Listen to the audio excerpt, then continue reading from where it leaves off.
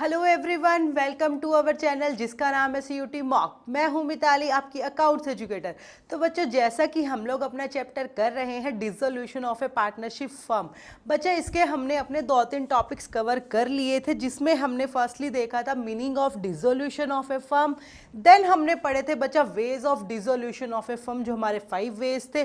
Then हम अपने accounts की सेटलमेंट कैसे करते हैं, मीन्स हम अपने लॉसेस को कैसे ट्रीट करते हैं, हम अपनी एसेट्स के से जो सेल करके पैसा आता है उसको कैसे अप्लाई करते हैं, और साथ में हमने एक छोटा सा टॉपिक कवर किया था प्राइवेट डेब्ट्स और हमारी फर्म के डेब्ट्स। अब बच्चा हम इसके आ जाते हैं प्रैक्टिकल पोर्शन पे, जहां पे हम देखेंगे कि डिसोल्यूशन के टाइम पे कौन से अकाउंट्स बनाए जाते हैं।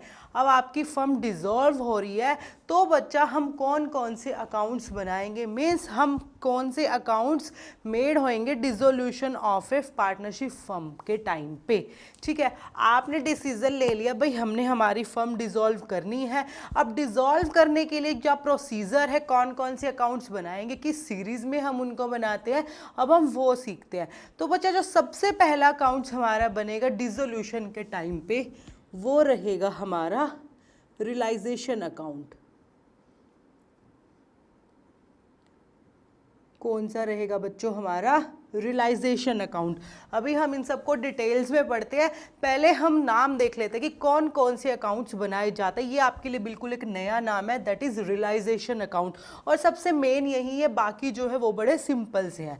देन बच्चा सेकेंड नंबर पे जो हमारा बनेगा वो बनेगा पार्टनर का लोन अकाउंट। अगर फर्म के पास कोई लोन है पार्टनर से रिलेटेड तो वो बनेगा सेकेंड नंबर पे।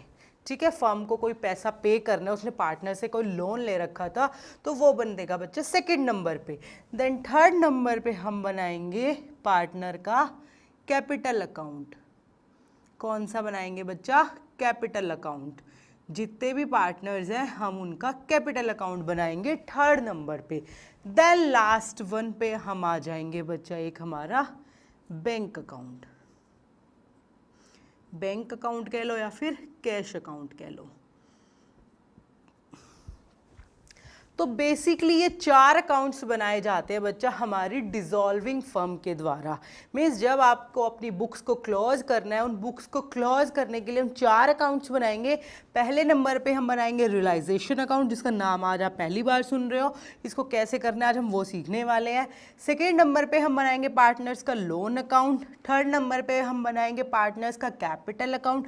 एंड फोर्थ लास्ट हम बनाएंगे बैंक या फिर कैश अकाउंट। तो ये सीरीज में बच्चा हमारा चलेंगे चारों अकाउंट।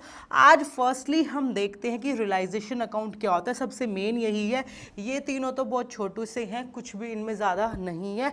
मेन रहेगा हमारा रियलाइजेशन अकाउंट। तो आज हम सीखेंगे बच्चा हमारा रियलाइजेशन अकाउंट क्या होता है, क्यों बनाते हैं, कैसे कैसे इसको बनाएंगे, क्या एंट्रीज होंगी, वो सब इसके बारे में आज हम पढ़ने वाले हैं। तो चलते अपने रियलाइजेशन अकाउंट की तरफ। ठीक है, तो सबसे पहले बच्चा रियलाइजेशन अकाउंट होता क्या है। ठीक है, रियलाइजेशन अकाउंट मीन्स जो एक डिसॉल्विंग फर्म बनाएगी तो किस लिए बनाएगी, वो इस अकाउंट में अपनी सारी एसेट्स को और सारी लायबिलिटीज़ को ट्रांसफ़र कर देगी। जो भी उसको लायबिलिटीज़ पे करनी है, जो भी उसको एसेट सेल करने, जितनी भी उसकी एसेट्स है वो सारी हम यहाँ ट्रांसफ़र कर देंगे। लास्ट में हम देखेंगे कि भाई हमने जब अपनी लायबिलिटीज़ को पे कर दिया और हमने अपनी एसेट्स को सोल्ड आउट कर दिया तो अब हमारे पास क्या प्रॉफिट आता है या फिर क्या लॉस आता है। मीन्स हमें कितना प्रॉफिट्स या लॉस रियलाइज हो रहा है जब हम अपनी एसेट्स को सेल कर रहे हैं और अपनी लायबिलिटीज़ को पे कर रहे हैं। क्लियर है।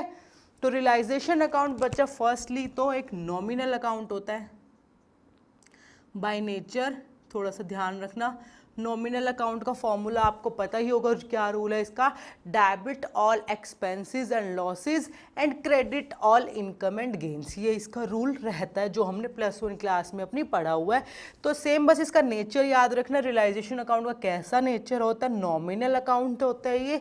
ठीक है, नॉमिनल नेचर का अकाउंट होता है। और एक और चीज़ बच्चा, अब आप ये बताओ कि रियलाइजेशन अकाउंट जो एक पार्टनरशिप फर्म है वो कितनी बार बना सकती है।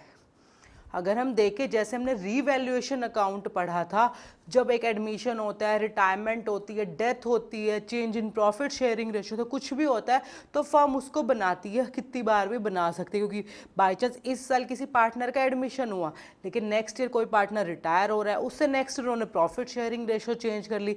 तो जो रीवैल्यूएशन अकाउंट है बच्चा, वो एक पार्टनरशिप फर्म अपनी लाइफ टाइम में कितनी बार भी बना सकती है। बट जो रियलाइजेशन अकाउंट है बच्चा, वो सिर्फ एक बार बनेगा, सिंगल। क्यों? देखो, जब आपकी फर्म बंद हो रही है, ये वाला अकाउंट हम सिर्फ तब बनाते हैं ताकि हम अपनी बुक्स ऑफ अकाउंट्स को क्लोज कर सके, अपनी एसेट्स को सेल कर सके। आप अपनी एसेट्स को सेल और हमारी लायबिलिटीज़ को कब पे करते हैं? जब हमें अपनी फर्म को बंद करना है। जब फर्म बंद हो रही है तब ये अकाउंट बन रहा है। तो अब इसके बाद जब फर्म ही नहीं रहेगी तो दोबारा इस अकाउंट को बनाने की ज़रूरत पड़ेगी ही नहीं। और इस अकाउंट को बनाने की ज़रूरत क्यों पड़ी? जब फर्म बंद हो रही है, तो उससे पहले तो फर्म कंटिन्यू काम कर रही थी, तो तब ज़रूरत नहीं थी। तो लाइफ टाइम में बच्चा सिर्फ एक बार बनेगा। क्लियर है? ये बड़ा बेसिक सा था, ठीक है। अब हम देखते हैं कि बुक्स को जब वो क्लोज करने के लिए इस रियलाइजेशन अकाउंट को बना रही है तो वो क्या क्या एंट्रीज करती है। हम उसको विद एग्जाम्पल भी अपना देख लेते हैं। तो देखिए बच्चा, सबसे पहले हमारी जनरल एंट्री आ जाती है for the transfer of assets, means assets को ट्रांसफर करेगी।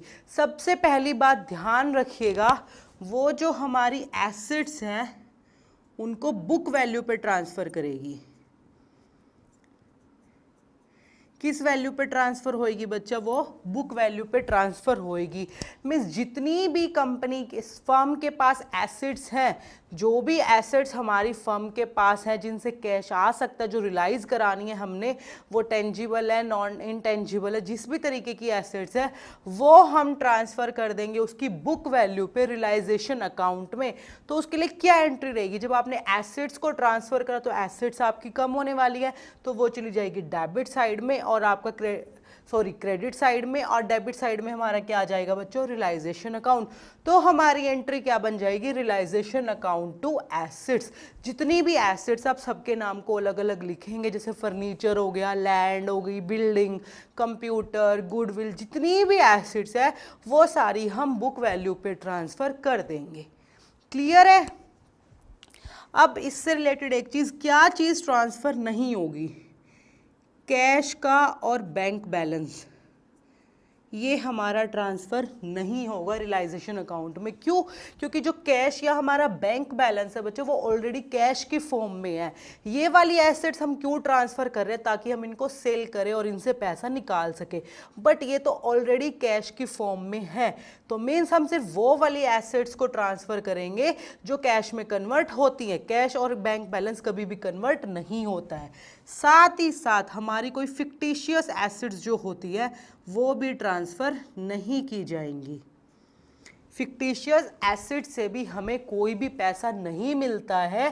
क्यों? क्योंकि वो बेसिकली एक तरीके से लॉस रहेंगे। जैसे आपका एडवर्टाइजमेंट सस्पेंस अकाउंट हो गया, ठीक है, या फिर आपका डेफर्ड रिवेन्यू एक्सपेंडिचर हो गया, ठीक है, प्रॉफिट एंड लॉस का डेबिट बैलेंस तो आपका रहेगा ही। जैसे इस तरीके की जो भी फिक्टिशियस एसेट्स है वो भी कभी भी रियलाइजेशन अकाउंट में ट्रांसफ़र नहीं होगी। क्यों?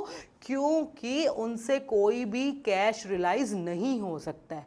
तो मीन्स वो वाली एसेट्स हम लोगों को ट्रांसफर करनी है रियलाइजेशन अकाउंट में जहां से कैश आ सकता है या फिर आता है। बेसिकली इनकेस आपकी फर्म को नहीं आ रहा, वो एक अलग चीज है। मैटर इज दैट कि अगर आप उसको सेल करते हैं तो हमें कैश मिलना चाहिए होता है, जो इन जनरल रूल है। तो सारी फिक्स्ड एसेट्स जो हमारी रहेंगी, टेंजिबल इंटेंजिबल, वो सारी हमारी एसेट्स ट्रांसफर कर दी जाएंगी बच्चा बुक वैल्यू पे। क्या ट्रांसफर नहीं होगा? कैश और बैंक बैलेंस, क्योंकि वो ऑलरेडी कैश की फॉर्म में है। फिक्टिशियस एसेट्स क्यों नहीं होगी? क्योंकि वो आपको कभी भी कैश रियलाइज नहीं कराती है। क्लियर है? एक और चीज जो एसेट से रिलेटेड हमने ध्यान रखना है, अगर हमारा कोई प्रोविजन है बच्चा जो हमने एसेट्स के ऊपर हम क्रिएट करते हैं, बेसिकली आपको पता ही, हम जैसे डेटर्स के ऊपर क्रिएट करते हैं डाउटफुल डेब्ट्स का, या फिर हम डेप्रिसिएशन से रिलेटेड कोई प्रोविज़न बनाते हैं किसी एसेट्स पे, तो वो वाला प्रोविज़न एसेट्स में से माइनस नहीं होगा। ठीक है, हम उसको एसेट्स में से माइनस नहीं करेंगे। जैसे अगर हम एग्जांपल ले लेती हूँ कि मेरे पास 20,000 के डेटर्स हैं, ठीक है, और मेरा 1,000 रुपये का प्रोविज़न बना हुआ था, तो आपको 19,000 नहीं ट्रांसफर करना है रियलाइजेशन अकाउंट में, आपको कितना ट्रांसफर करना है बच्चा, 20 का 20,000 रुपये ट्रांसफर करना है। क्यों? क्योंकि जो भी प्रोविजन आपका रिलेटेड रहेगा किसी भी चीज से, किसी भी एसेट से, वो हम लाइबिलिटी साइड ट्रांसफर करेंगे। क्लियर है? मीन्स आपको एसेट्स को सिर्फ बुक वैल्यू पे ट्रांसफर करना है, उससे रिलेटेड अगर कोई प्रोविजन है तो वो हम नहीं ट्रांसफर करेंगे, वो हम दूसरी साइड ट्रांसफर करेंगे लायबिलिटीज के साथ। क्लियर है? तो फर्स्टली जो हमारी एंट्री थी बच्चा ट्रांसफर ऑफ एसिड्स है, तो उसमें सिर्फ आपको सिंपल एंट्री करनी है रियलाइजेशन टू एसिड्स, जितनी भी एसिड्स है like to BR, to furniture, to computer, to land, to fittings, जो भी जितनी भी एसिड्स है, टू गुडविल, हमारी सारी आपको ट्रांसफर करनी है बुक वैल्यू पे। क्या ट्रांसफर नहीं करना? कैश और बैंक बैलेंस, फिक्टिशियस एसिड्स और उससे रिलेटेड अगर कोई प्रोविजन है तो वो। क्लियर है? तो जैसे अगर हम इसका एक एग्जांपल ले लेते हैं, साथ के साथ हम इसको विद एग्जांपल करके देख लेते हैं। For the transfer of acids, तो बच्चा हम इसके लिए बेसिकली क्या एंट्री करेंगे, मैं नॉर्मली एग्जांपल ले लेती हूँ कि जो भी हमारी एसिड्स थी वो थी बच्चा 1 लाख रुपए की थी, तो हम रियलाइजेशन अकाउंट में डाल देंगे 1 लाख और दूसरी साइड भी 1 लाख रुपए। क्लियर है? तो हमारी एंट्री क्या बन जाएगी बच्चा, रियलाइजेशन टू एसेट्स, जितनी भी एसेट्स है सबके नाम लिखने हैं। लाइक मैं कह रही हूँ कि टू BR था यहाँ पे 10,000 का, तो आप ऐसे लिखोगे कि BR 10,000, टू कंप्यूटर था हमारा 40,000 का, तो रियलाइजेशन टू कंप्यूटर। आपकी लैंड थी 50,000 की, तो आप वो लिख दोगे। तो realisation to BR 10,000, realisation to computer 40,000, realisation to land 50,000, total आपका हो गया 1 लाख रुपए। तो ऐसे ही हम सारी एसेट्स को जो भी रहेंगी इस तरीके से ट्रांसफर करेंगे। किस जर्नल एंट्री से बच्चा? Realisation to assets. इस तरीके से हम अपनी सारी एसेट्स को क्लोज कर देते हैं। जितने भी एसेट्स अकाउंट हमने खोले तो वो क्लोज कर दिए। क्यों? क्योंकि हमने क्लोज कर दिए, अब इसको हमारी फर्म सेल करेगी। क्लियर है? अब सेकंड एंट्री पे आ जाता है, for the transfer of liabilities. जैसे हमने एसेट्स ट्रांसफर की, अब हम लाइबिलिटीज ट्रांसफर करेंगे, और जैसे आपकी एसेट्स और लाइबिलिटीज अपोजिट होती है तो एंट्री भी अपोजिट हो जाएगी। एंट्री क्या बन जाएगी बच्चा? Liabilities account debit to realisation account. देखिए सेकंड नंबर पे जो हमारी एंट्री लिखी हुई है, liabilities account debit to realisation account. जितनी भी लाइबिलिटीज है आप उन सबको ट्रांसफर कर दोगे। क्लियर है? अब इस चीज़ के लिए आपको क्या ध्यान रखना है बच्चा, लाइबिलिटीज़ में क्या चीज़ ट्रांसफ़र नहीं करनी है, सिर्फ वो लाइबिलिटीज़ ट्रांसफ़र होगी। देखिए लाइबिलिटीज़ के केस में क्या रहेगा, सिर्फ आपको वो वाली लाइबिलिटीज़ ट्रांसफ़र करनी है जो आउटसाइडर पार्टी से रिलेट करती है, मीन्स थर्ड पार्टी से हमारी रिलेट करती है। जितनी भी लाइबिलिटीज़ हमें थर्ड पार्टी को पे करनी है, लाइक हमारे क्रेडिटर्स हो गए, हमारी BP हो गई, हमारी बैंक से कोई लोन हमने ले रखा है, वो सारे हम ट्रांसफ़र करेंगे रियलाइजेशन अकाउंट में। कौन से ट्रांसफ़र हम नहीं करेंगे? बेसिकली हम पार्टनर का लोन अकाउंट ट्रांसफ़र नहीं करेंगे, क्योंकि वो पार्टनर से रिलेटेड है, वो थर्ड पार्टी लोन नहीं है। पार्टनर्स लोन डिफरेंट है, वो हम रियलाइजेशन अकाउंट में कभी भी ट्रांसफ़र नहीं करेंगे, उसको हम अलग से सेटल करेंगे। देखिए सेकंड नंबर पे हम बनाएंगे ना अपना पार्टनर्स लोन अकाउंट, तो हम उसको यहाँ ट्रीट करेंगे, तो हम रियलाइजेशन अकाउंट में ट्रांसफ़र नहीं करेंगे। और क्या चीज़ हम ट्रांसफ़र करेंगे? जो हमने यहाँ पे ये प्रोविज़न देखे थे, जो हम एसेट्स के साथ ट्रांसफ़र नहीं करेंगे वो आप यहाँ पे ट्रांसफ़र करोगे। जितने भी आपके प्रोविज़न होंगे, लाइक डेब्ट से रिलेटेड हुआ आपका, या फिर मशीनरी से रिलेटेड हुआ, डेप्रिसिएशन से रिलेटेड हुआ, जो भी प्रोविज़न हमारे होंगे हम सारे यहाँ ट्रांसफ़र कर देंगे लाइबिलिटीज़ के साथ। क्लियर है बच्चा? थर्ड पार्टी से रिलेटेड जो भी हमारी लाइबिलिटी है हम उसको ट्रांसफ़र करेंगे। कौन सी ट्रांसफ़र नहीं करेंगे? जो हमारी इनसाइडर लाइबिलिटी है, मीन्स जो पार्टनर्स का लोन है। क्यों? क्योंकि हम उसको अलग से ट्रीट करेंगे अकाउंट बना के सेकंड नंबर पे। एंड हम सारे प्रोविजंस भी ट्रांसफ़र करेंगे। क्यों? क्योंकि हमने वो एसेट्स के साथ ट्रांसफ़र नहीं किए, एसेट्स पे हमने सिर्फ प्रॉपर उसकी बुक वैल्यू ली, जितने भी प्रोविजंस थे हम वो यहाँ ट्रांसफ़र करेंगे लाइबिलिटीज़ के साथ। क्लियर? अब आ जाती है बच्चा कोई भी, अब देखो अब जब आप लाइबिलिटी साइड देखते हो, हमारी एक इधर एसेट साइड्स होती है, इधर हमारी लाइबिलिटी साइड होती है। लाइबिलिटी साइड आपकी जैसे आ गई ये सारी कैपिटल, कैपिटल को हम अलग से ट्रीट करेंगे थर्ड नंबर पे, ठीक है। उसके बाद जो भी आपकी आउटसाइडर लाइबिलिटी होगी वो हमने ट्रांसफर कर दी।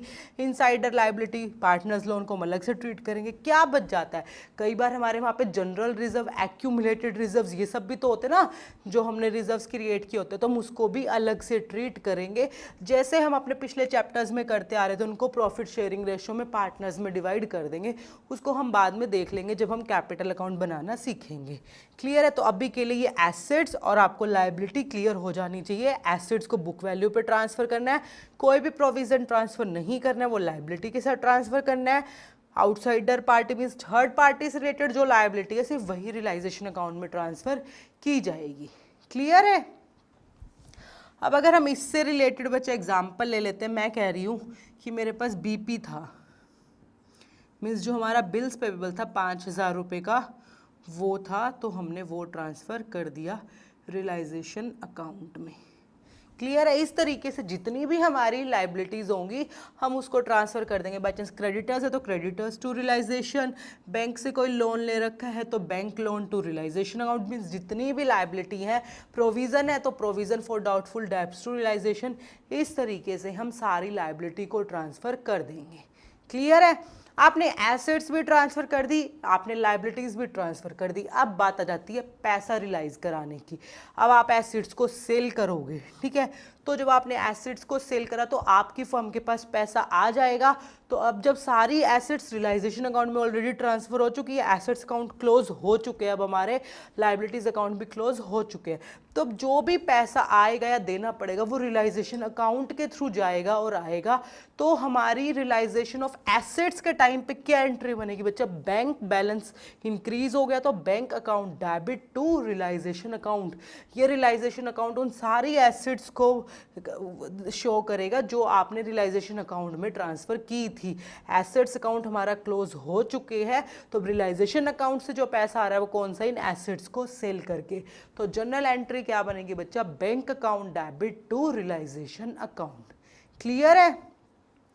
नॉर्मली हमारे क्वेश्चन में रियलाइज्ड वैल्यू गिवन होती है कि जैसे एसेट्स ने इतना पैसा रियलाइज करा, कंप्यूटर ने इतना करा, पेटेंट्स ने इतना करा, जो भी है। अगर इन केस आपके पास किसी एसेट से रिलेटेड कोई भी रियलाइज्ड अमाउंट गिवन नहीं है तो हम ये एज्यूम करते कि उस एसेट्स ने कुछ भी रियलाइज नहीं किया है। मीन्स कुछ भी रियलाइज नहीं किया है, आप उसको ज़ीरो मान लोगे। मैं कहती हूँ कि मेरे पास कंप्यूटर था जिसकी वैल्यू 10,000 रुपये थी, बाकी 10 एसेट्स और थी, सबकी अमाउंट गिवन थी क्वेश्चन में कि इसने इतना रियलाइज़ किया, इसने इतना, लेकिन कंप्यूटर से रिलेटेड कुछ भी गिवन नहीं था। तो हम ये एज्यूम करेंगे कि बच्चा कंप्यूटर ने कुछ भी रियलाइज़ नहीं कराया है, मीन्स हमारी 10,000 रुपये की एसेट ज़ीरो हो गई है। क्लियर है? तो ये आपको ध्यान रखना है कि अगर एसेट से रिलेटेड कोई भी इंफॉर्मेशन गिवन नहीं है रियलाइजेशन से रिलेटेड, तो हम ये एज्यूम करते हैं कि उस एसेट्स ने कुछ भी रियलाइज नहीं किया था। क्लियर है? जैसे यहाँ पे हमने ओवरऑल लिया था ना कि 1,00,000 रुपए की एसेट्स है, तो यहाँ पे सेल ऑफ द एसेट्स की एंट्री अगर हम कर देंगे तो क्या बन जाएगी बच्चों? बैंक बैलेंस में कह रही हूँ इसने 80,000 रियलाइज कराया हमारी एसेट्स ने, तो बैंक अकाउंट टू रियलाइजेशन कितना? 80,000। क्लियर है? बड़ी इजी सी एंट्री है कि उसने इतना रियलाइज करा दिया। ठीक है, अब बात आ जाती है अगर हमारे पास ऐसी कोई एसेट्स है जो अनरिकॉर्डेड है। देखिए फोर्थ एंट्री देखिए, फॉर एन एसेट, सॉरी अभी अनरिकॉर्डेड नहीं है, अभी ये for an assets taken over by a partner. Means जैसे आपने जब एसेट्स ट्रांसफ़र की, मैं कह रही हूँ जैसे कंप्यूटर था, इसको बच्चा कोई पार्टनर ही ले लेता है। आपने तो ऐसे ही मार्केट में सेल करना है, ऐसे ही किसी पार्टनर ने ले लिया, पार्टनर का कैपिटल बैलेंस तो हमने पे करना ही है, तो वो पार्टनर क्या करता है, कई बार कुछ एसेट्स को ले लेता है, टेक ओवर कर लेता है। तो उस टाइम पे आपकी क्या एंट्री रहेगी? देखिए जब पार्टनर्स ने कोई भी एसेट्स ले ली तो मीन्स अब आपको उसको कम पैसा देना पड़ेगा, तो उसका जो कैपिटल बैलेंस है वो डिक्रीज होने वाला है, और कैपिटल बैलेंस अगर डिक्रीज होता है तो हम उसको क्या करते हैं बच्चा? डेबिट करते हैं। तो हमारी जनरल एंट्री क्या बन जाएगी? Partners capital account debit to realisation account. Clear है, जितनी भी वैल्यू में वो उसको ले रहा है। मैं कह रही हूँ कि यहाँ पे 40,000 रुपये की वैल्यू थी लेकिन उसने लिया उसको 35,000 में, तो आप यहाँ पे एंट्री करोगे 35,000 की, means partners capital account debit with 35,000 rupees to realisation 35,000। Clear है। अब बजाते हैं अपनी फिफ्थ एंट्री पे। फिफ्थ है बच्चे हमारी for the payment of liabilities. जैसे एसेट्स आपने रियलाइज की उस तरीके से हमें लाइबिलिटीज को पे करना है, तो जितनी भी लाइबिलिटीज जैसे हमने यहाँ ट्रांसफर की थी हम इसको पे कर देंगे। बैंक बैलेंस क्या हो जाएगा, डिक्रीज होएगा पे करने से, तो क्या एंट्री बन जाएगी, realisation account debit to bank account. Clear है। तो जितने में भी आप पे कर रहे हो वही वाली अमाउंट आप यहाँ लिख दोगे। जैसे यहाँ 5,000 था, मैं कह रही हूँ कि लेकिन हमने जब उसको पे करा तो हमने उसको 4,000 रुपये दिए, तो हम एंट्री कर देंगे बच्चा realisation account to bank account, कितने से, 4,000 से। क्लियर है, मीन्स जितनी भी लाइबिलिटीज थी आप उसको पे कर देंगे। डन। क्लियर है। अब एक और चीज़ का आपको ध्यान रखना है, जैसे हमें एसेट्स में ज्यूम कर लेते हैं ना कि उस एसेट्स ने कुछ भी रियलाइज नहीं करा था, लाइबिलिटीज़ के केस में बच्चा रिवर्स करना है हमें। अगर लाइबिलिटीज़ से रिलेटेड कोई इन्फॉर्मेशन नहीं दे रखी है ना कि इसको इतने पे करा, इसको इतना पे करा, तो आप एज्यूम कर लोगे उसको हमने फुल्ली पे कर दिया है। बाई चांस जैसे यहाँ पे क्रेडिटर्स भी होते और क्रेडिटर्स से रिलेटेड कोई इन्फॉर्मेशन गिवन नहीं होती, तो ये बेसिकली हम एज्यूम करते कि हमने सारे क्रेडिटर्स को पे कर दिया, तो हम इसी तरीके से उसकी भी एंट्री कर देते realisation account to bank account. Assets में हम अज्यूम करते हैं कि कुछ भी नहीं आया होगा, लेकिन लाइबिलिटीज में अज्यूम करते हैं कि हमने पे कर दिया होगा। क्लियर है। अब जिस तरीके से किसी पार्टनर ने एसेट लिया, अगर वो उस तरीके से किसी लायबिलिटी की रिस्पॉन्सिबिलिटीज ले ले, तो देखिए जो आपकी 6 जनरल एंट्री है वो है बच्चा for a liability which a partner takes responsibility to discharge. जैसे यहाँ पे ये बीपी था हमारा, मैं कहती हूँ किसी पार्टनर ने रिस्पॉन्सिबिलिटी ले ली कि मैं पे कर दूंगा, तो उस टाइम पे फर्म को पैसा देना पड़ेगा। किसको, पार्टनर को। जो पैसा उसने बाहर देना था बिल्स पेबल को, वो तो पार्टनर देगा। तो इस तरीके से जो कैपिटल अकाउंट है पार्टनर का वो इंक्रीज होने वाला है, जैसे एसेट्स में डिक्रीज हुआ था, बिल्कुल उससे अपोजिट कर देंगे। तो realisation account debit to partners capital account, जैसे हमारी 6th एंट्री है। क्लियर है। तो ये 5-6 एंट्रीज हैं बच्चा। अभी हम थोड़ी सी और देख लेते हैं कि हमारी नेक्स्ट जो एंट्रीज रहेंगी वो कौन कौन सी और रहेंगी। अब नेक्स्ट हमारी 7th एंट्री देख लेते हैं बच्चा, क्या रहेगी, for the realisation of any unrecorded assets. Means कई बार जब आप अपनी बुक्स को क्लोज करने जा रहे हो तो आपको नहीं पता होता कि एसेट्स हमारी है, मीन्स वो एसेट्स हमारी बुक्स में रिकॉर्ड नहीं थी, बट जब आप उसको देख रहे हो, जब अपनी बुक्स को क्लोज करने जा रहे हो तो एकदम से वो आपके पास आ जाती है, आपको शो हो जाती है। बुक्स में अभी तक वो रिकॉर्डेड नहीं थी, तो अगर ऐसी भी कोई एसेट्स है तो उससे भी कोई पैसा आ रहा है तो आप उसको क्या कर दोगे, bank to realisation account. Clear है। इसी तरीके से अगर कोई अनरिकॉर्डेड लायबिलिटी है, मीन्स अभी तक आपकी बुक्स में रिकॉर्ड नहीं थी और बुक्स को क्लोज करते हुए आपको वो दिख जाती है, तो आप उसको पे कर दोगे, तो हमारी एंट्री बन जाएगी बच्चा रियलाइजेशन टू बैंक अकाउंट। दोनों बड़ी इजी है। मीन्स एसेट से कोई पैसा आया तो bank to realisation, unrecorded liability से कोई पैसा गया तो realisation to bank account. Clear है। अब आपका बाई चांस आपके कोई एक्सपेंसेस भी पे किए रियलाइजेशन करते हुए, तो बड़ा सिंपल सा है, realisation expenses to bank account, means आपके सारे एक्सपेंसेस आपने पे कर दिए। जब आप इनको एसेट्स को सेल कर रहे हो, लायबिलिटीज़ को पे कर रहे हो, तो कई बार कुछ एक्सपेंसेस अक्कर हो जाते हैं फर्म से, तो वो जो भी एक्सपेंसेस है उनको भी आप पे कर दोगे टू बैंक अकाउंट करके। क्लियर है। अब लास्ट में जब आपने डेबिट साइड करा, आपने क्रेडिट साइड किया, सारी चीज़ों को ट्रांसफ़र किया और देन आपने एसेट्स को सेल करा, लायबिलिटीज़ को पे करा, तो कुछ ना कुछ या आपको प्रॉफिट होगा या फिर आपको लॉस होगा। तो उस प्रॉफिट और लॉस को हम डिवाइड कर देंगे बच्चा अपने पार्टनर्स में, किस रेशो में, उनकी प्रॉफिट शेयरिंग रेशो में। चाहे प्रॉफिट हो चाहे लॉस हो, जो भी रियलाइजेशन के टाइम पे आएगा वो हम ट्रांसफ़र कर देंगे बच्चा पार्टनर्स के बीच में। तो देखिए क्या एंट्री बन जाएगी, अगर प्रॉफिट हुआ तो पार्टनर्स का जो कैपिटल बैलेंस है वो इंक्रीज होने वाला है, तो एंट्री बनेगी realisation to partners capital account. अगर लॉस है तो आपकी एंट्री अपोजिट हो जाएगी, partners capital account to realisation account. तो देखिए जो हमारे 9th नंबर पे एंट्री है, in case of profit realisation account debit to partners capital account. जितने भी पार्टनर्स है A B C है तो तीनों को आप अलग अलग ट्रांसफ़र कर देंगे। सेम लॉस के केस में रहेगा, पार्टनर का कैपिटल अकाउंट डेबिट कर दिया ABC to realisation account. Clear है?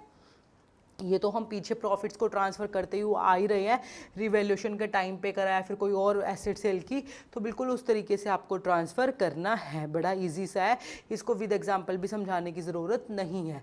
अब एक इम्पॉर्टेंट पॉइंट बच्चा हम यहाँ पे देख लेते हैं, जो हमारी 10th नंबर पे एंट्री है वो है for settlement with the creditors through the transfer of acids. Means अगर हम अपने किसी क्रेडिटर्स को एसिड्स को ट्रांसफ़र करके सेटल कर रहे हैं तो उस टाइम पे क्या रहेगा। तो उस टाइम पे बच्चा 3 कंडीशन हमारी आ जाती है। कितनी कंडीशन आ जाएंगी बच्चा? 3 कंडीशन आ जाती है।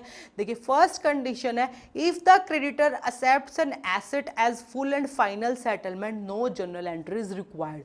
हम यहाँ पे एग्जांपल ले लेते हैं कि जो हमारा क्रेडिटर्स थे वो हमारे 50,000 के हैं। कितने की है? 50,000 के हैं। ठीक है, अगर बच्चा जब आपने क्रेडिटर्स को कोई एसेट्स ट्रांसफ़र की, मैं कह लेती हूँ यहाँ पे जो हमारी एक एसेट है, कोई भी एसेट, आप कंप्यूटर ही ले लीजिए, आपका कंप्यूटर है, ठीक है। तो यहाँ पे बच्चा आपने इस क्रेडिटर्स को जो 50,000 का था, इसको आपकी फर्म के पास जो कंप्यूटर था वो दे दिया। मीन्स आपने उसको मार्केट में नहीं सेल किया, आपने इस क्रेडिटर्स को बोला भाई हमें आपके 50,000 रुपये देने थे, आप हमारा कंप्यूटर ले लीजिए, हमें कोई वो नहीं है, हमारा सेटलमेंट हो जाएगा। तो अगर वर्ड लिखा हुआ बच्चा full and final settlement, means इस बंदे ने मान लिया, क्रेडिटर्स ने 50,000 रुपये की भी मैं ले लेता हूँ, तो उस टाइम पे अगर जितने में भी, मैं कहती हूँ कि यहाँ पे जो हमारा कंप्यूटर था बच्चा वो 55,000 का था। ठीक है, कितने का था? 55,000 का था। और क्रेडिटर्स कितने के थे आपके? 50,000 के। था वो 5,000 ज़्यादा, लेकिन उसने बोला मैं फुल एंड फाइनल सेटलमेंट अभी 55 वाला कंप्यूटर मैं 50 में ही लूँगा। तो उस टाइम पे आपको कोई भी एंट्री रिक्वायर्ड नहीं है। मीन्स आपको कोई भी जर्नल एंट्री पास नहीं करनी है अगर क्रेडिटर किसी एसेट्स को फुल एंड फाइनल सेटलमेंट में ले लेता है। मीन्स उसने पूरी एसेट्स को ले लिया, फुल एंड फाइनल सेटलमेंट हो गई, तो उस टाइम पे हमें कोई भी जर्नल एंट्री नहीं करनी है। क्लियर है? अब इसमें सेकंड केस देखते हैं। देखिए, if the creditor accepts an asset as a partial payment the entry is recorded for the cash payment portion only. Means अगर वो पार्शियल पेमेंट में ले लेता है, मैं जैसे यहाँ पे क्रेडिटर्स हम 50 लेके चलते हैं, जो हमारा कंप्यूटर था उसको उसने बोला कि जो भी था वो इसको लेगा 25,000 में। मीन्स वो कह रहा है मेरा ये जो कंप्यूटर है भाई, मैं इसको एज ए 25,000 की पेमेंट मान लूँगा, लेकिन 25,000 अभी आपको और मुझे देने पड़ेंगे।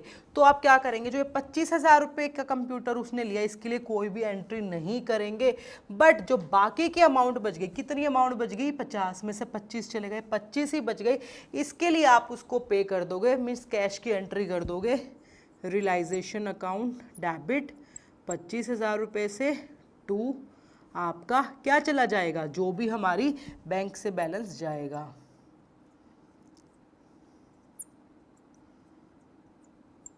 क्या एंट्री बन गई बच्चा? Realisation account to bank account. Means जो हमारा क्रेडिटर्स था बेसिकली एक तरीके से लाइबिलिटी आपने पे कर दी 25,000 रुपये की। 25,000 का उसने कंप्यूटर ले लिया, 25,000 आपने कैश पेमेंट कर दी। तो जैसे हमने फर्स्ट तो उसने फुल एंड फाइनल सेटलमेंट में लिया था तो कोई एंट्री नहीं थी, तो यहाँ पे हाफ सेटलमेंट हुई ना, तो वो जो हाफ सेटलमेंट थी उसकी तो एंट्री नहीं करनी, बाकी का जो कैश पेमेंट था आप उसकी एंट्री कर दोगे। क्लियर है?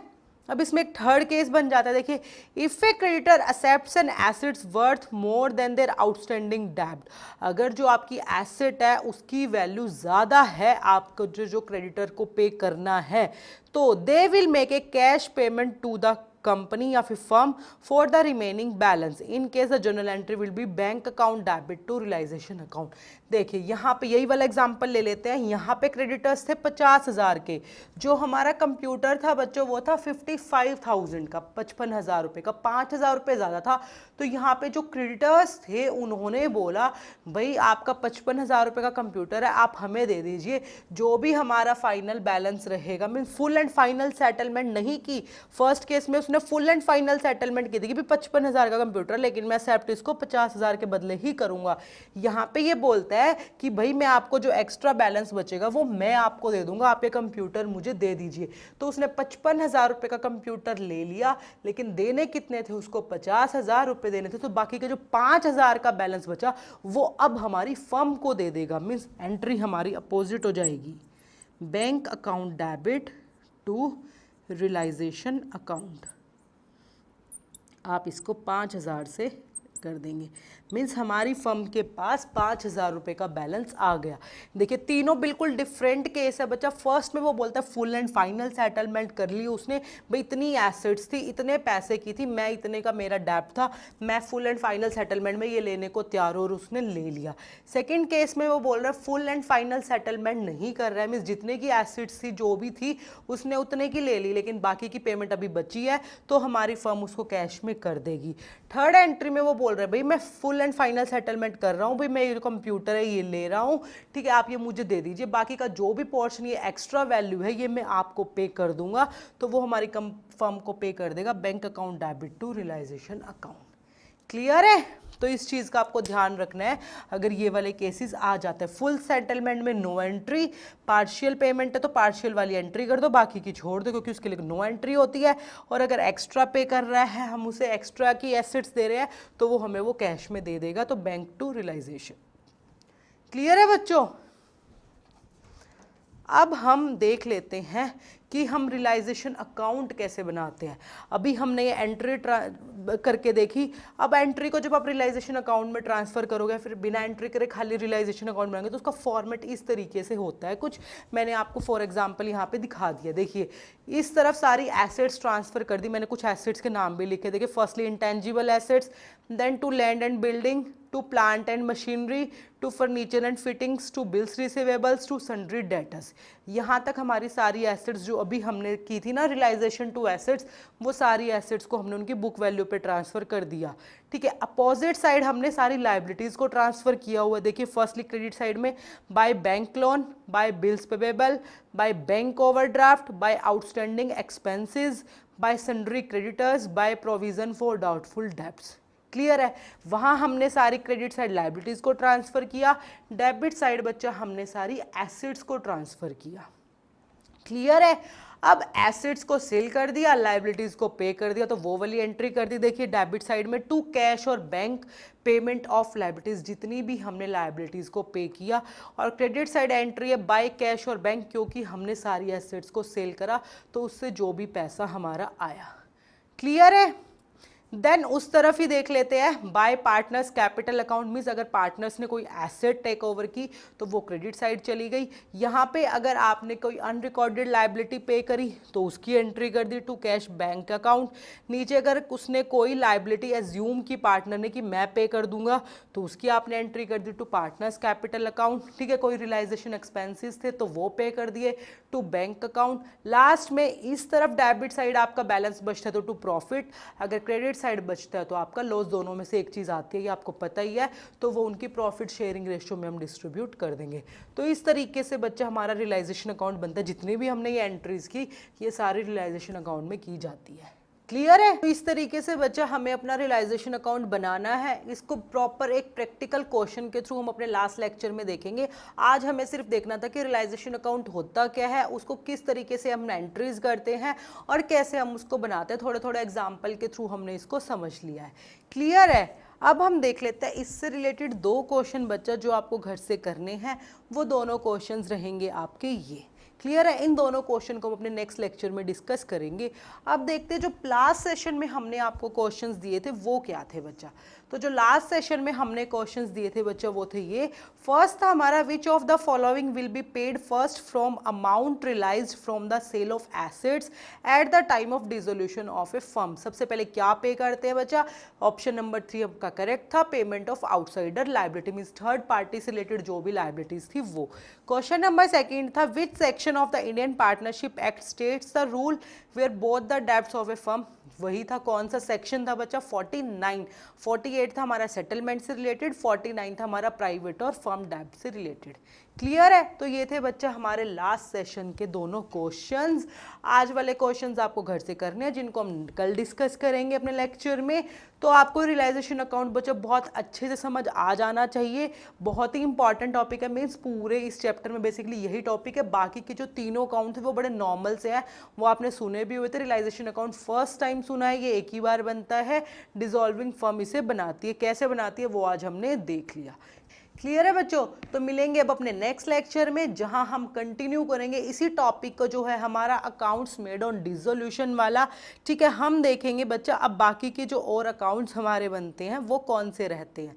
ठीक है, हमारा यही टॉपिक कंटिन्यू रहेगा, अकाउंट्स मेड ऑन डिसोल्यूशन। जो चारों अकाउंट बनते हैं हम इन चारों अकाउंट्स को बना के देखेंगे, फिर हम इसका प्रैक्टिकल क्वेश्चन एक करके देखेंगे। तो आज हमने रियलाइजेशन अकाउंट जो पहला अकाउंट था वो हमने सीख लिया है। कल हम देखेंगे बच्चा एक important topic, that is realisation expenses जो हमारा रहता है। ठीक है, रियलाइजेशन एक्सपेंसेस थोड़ा सा इंपॉर्टेंट हो जाता है क्योंकि उसमें थोड़े थोड़े वर्ड्स चेंज होने से पूरी जनरल एंट्री बदल जाते, तो कल हम उसको पढ़ेंगे पहले। क्लियर है? देन हम अपने बाकी के तीनों अकाउंट्स को देखेंगे। तो till then bye bye everyone, take care, मिलेंगे अपने नेक्स्ट लेक्चर में।